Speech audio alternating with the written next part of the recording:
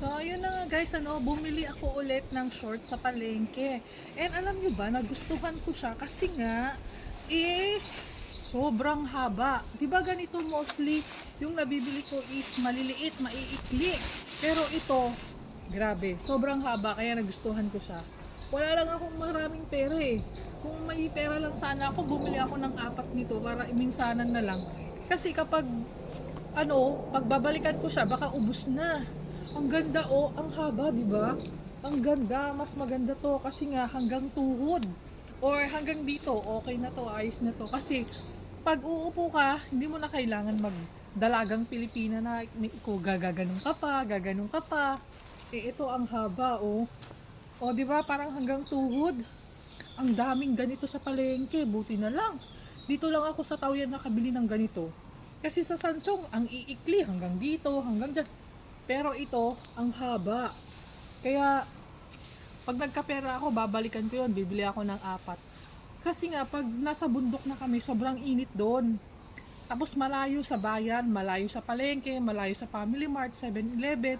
Tapos kung bababa ka ng bayan, 15 minutes or 20 minutes walking. So, mag-i-spend ka ng time pa uwi papunta ng 40 minutes. So, nakakapagod, 'di ba? Tapos sobrang init. Kaya naisipan kong dito na lang bumili lahat para pagpunta ko doon, hindi na ako mamomroblema. Kung may mga craving man ako, hindi ko na yun makakain kasi ang layo doon. So, magtitiis ako ng pagkain doon. Pero, ang alam ko, marami namang pagkain doon eh. Hindi naman sila madamot doon. Dito lang sa Sanchong at saka sa Tauyan madamot. Pero doon, medyo maraming pagkain doon. Ewan ko lang kasi nga, dito, konti-konti lang pinapakain sa amin. Tapos, nagbigay sila pa ng 100 NT para sa lunch namin.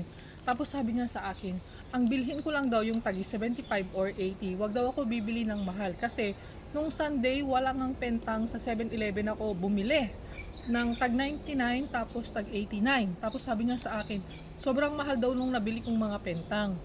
Ngayon, piliin ko lang daw yung 75 or 80 para may barya pa. Nasanay sila na nagsosoli ako ng barya. Alam nyo, sabi sa akin ng Pilipina dito, ba't kasi nagsosoli ka pa ng barya? Yan tuloy, nasanay sila sa'yo. Kasalanan ko rin eh. Nagsosoli ako ng barya. Kasi nga, kaya ako nagsosoli ng barya, kasi nakukonsensya ako. Wala lang, basta ayoko ng ganun eh. Halimbawa, bumili ako ng pentang, tapos may barya. Sinosoli ko talaga yun. Ayoko kasi na hindi nagsosoli ng pera. Basta ayoko lang kasi wala lang, nakukonsensya kasi ako, hindi ko alam kung bakit ganun.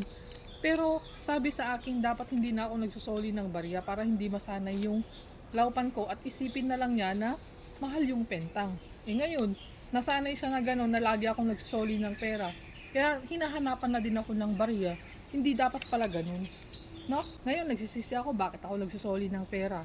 Wala na akong magagawa, tapos na. Nasanay na sila. Dapat wala, hindi ganun. Ay nako. Kaya hindi ko na alam kung paano mag-explain kung magkano yung pentang namin. Ay, sayang. Kung alam ko lang dapat hindi na ako nagsoli talaga. Ngayon, nasanay tuloy. Naghahanap tuloy. Hinahanapan tuloy ako. Tapos pag konti lang yung naisoli ko, nagagalit pa. Kasi nung linggo talagang 11 NT lang yung naisoli ko. 89 tsaka 99. May resibo naman yun. Pero mahal daw masyado yung nabili kong pentang. Kaya wag daw ako bibili ng mahal na pentang. Yung tagi 80 lang daw at 75.